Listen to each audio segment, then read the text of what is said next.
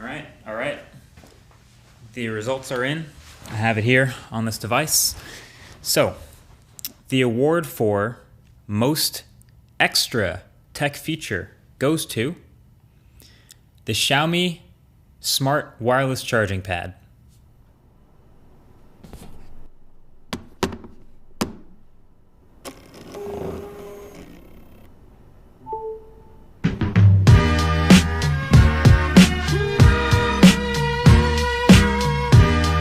What's up? MKBHD here. Welcome back to Dope Tech, brought to you, of course, by the Dope Tech t-shirt. This one's a healthy mix of great stuff and weird stuff, mostly thanks to this guy.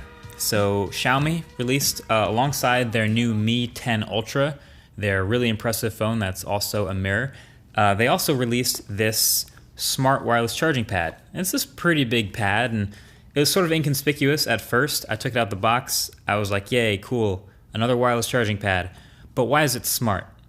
So then I plugged it in, and I started using it, and I got it. So this charging pad has one gimmick, and one gimmick only. It's a 20-watt wireless charger, and the number one thing it does is move that coil inside to find the device you put down somewhere on the charger and line up the charging coil automatically for you. So it's this huge pad on purpose, and you can put your device down anywhere, and then you can hear the motors move the coil inside to line it up.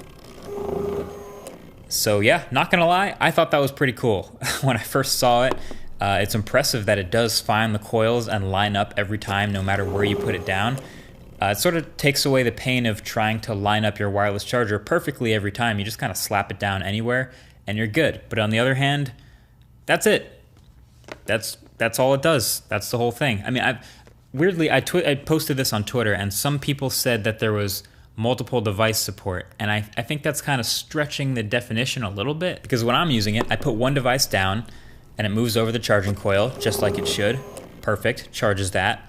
Then I put a second device down, and as long as the first one's charging, nothing happens. Really, the only thing that you could say is multiple device charging support is when it finishes charging the first one, it moves then over to the second device and starts charging that, which is cool. So a regular charging pad doesn't do that, so you can leave several things, I guess, in theory, on this pad overnight, and it'll eventually get all of them charged for you, but it's not charging more than one thing at once. Either way, though, not gonna lie, I kind of love this thing. It's 20 watts is good enough for me. It's not super fast charging, but that's a high enough rate, and I just kind of leave this thing on my desk now, and I just slap my phone down whenever I just need a couple extra % battery, and eventually it'll have me covered.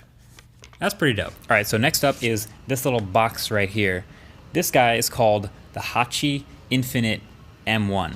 So Hachi reached out and they wanted to sponsor a spot in a Dope Tech episode, and they sent over this box, and it's a projector, and I'm really glad they did. Now, projectors usually pretty boring, right? But this one, I can confidently say this is definitely the smartest projector I've ever seen. So this one has a Snapdragon 670 inside, has up to 6 gigs of RAM, and 128 gigs of storage, and it runs Android 9.0, but customized into a UI they call Infinite OS. So it's basically a whole Android tablet inside this guy. And then you can see, aside from the projection, it's got cameras, and there's sensors at the front and the top, plus a gyroscope inside keeping track of its orientation. So the way this thing is angled, basically you can put it up against a wall and it'll project up to the wall, or you can put it up against a flat surface like a desk or a table, and it'll project down onto the table. Once you do, it'll automatically sort of start to calibrate itself and sharpen it up. And once it's done, you have your projection. But here's the catch. It's a touchscreen projection. So this 10-point multi-touch element kind of unlocks this giant tablet experience anywhere you can find a flat surface, which you'll start to realize is like all over the place. And it's actually a lot more responsive than I thought it would be. Maybe it's because I've tried some pretty garbage, gimmicky versions of this in the past, but this one is really good. Basically, the limitation is you still got to make sure you're not casting a shadow on the element you actually want to touch. So if you want to hit this button, for example, don't block the light from above it. You just got to come from the other side of the light and touch it, and it works perfectly. But once you get the hang of that, it's all green light. You can literally play multiplayer games 1v1 against people, whether it's tic-tac-toe or board games or Pong or air hockey. We've tried all of them, and they all work. And on top of all that, it's got a built-in battery, so the thing's pretty portable, so you don't have to find a plug everywhere you go. You can be on a train, basically, and just plop this thing down and start using it like a tablet. So now you can basically turn any surface into a giant gaming controller without the need of a phone or a tablet. I'm sure you've played Pong before, but you've probably never played it on your kitchen counter or on a table. And then in the OS, there's some other dedicated AI integrated apps they've built with different themes. For example, there's an education feature where you can use physical objects, like actual plastic letters, to teach spelling because it uses image recognition from the cameras to tell if you've spelled something right or wrong. There's a kitchen feature called Future Kitchen that lets you project recipes onto your kitchen counter, for example, or your cutting board, and it guides you through cooking them on your counter. And it'll even use that camera to recognize ingredients you scan. There's also even a fitness app where in one direction it points the workout program video onto the wall, and then on the other side is the camera facing you, and it helps correct your form and count your reps and track your body. So really interesting stuff that's been benefiting from the AI engine in the Snapdragon 670 chip, and it just got me thinking about projectors in a way I honestly never did before. So it is pretty expensive at the site. It's linked below. It's $9.99. So basically the value proposition is you can either get one really nice projector that only does one thing, which is just sit in one room and project an image on a wall, or you can get this sort of like Swiss Army knife smart projector, touchscreen, AI-focused, image-recognizing tablet thing that you can take anywhere. And I think that qualifies as dope tech. Okay, last but not least is this guy. This is Samsung's iPad Pro killer.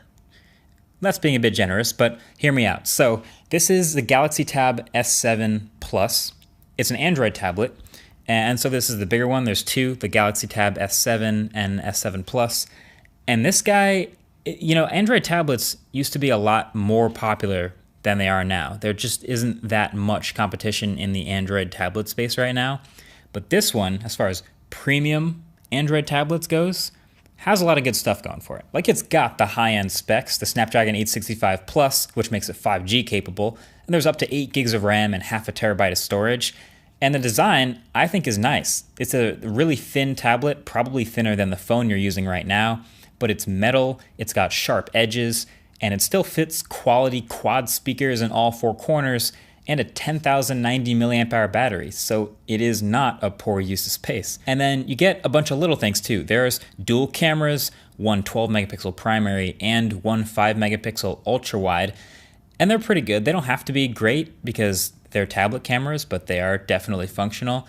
And in fact, the camera you'll probably use more often on a tablet is the front-facing camera, which is up here in the middle of landscape mode, which I love because most of the time you're using a tablet like this, it's going to be sideways, it's in landscape mode.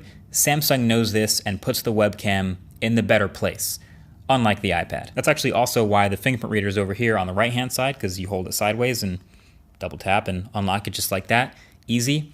And the bezels are thin, but not too thin, because if you're holding a tablet, you do need some place to put your thumbs down and actually hold the thing. So it's got just the right amount of thickness to hold that bezel and not touch the screen. It's just an overall really nice design. My favorite quirk, though, is the S Pen it comes with. So this is the new and improved S Pen. It's got all the same improved technologies from the Galaxy Note series. It's the new 9 millisecond response time, all that fun low latency stuff. But I say quirk because it's kind of like they saw what the iPad Pro did with the Apple Pencil and said, oh, we like that. Do you mind if we copy that, but sort of make it look like we changed it up a little bit?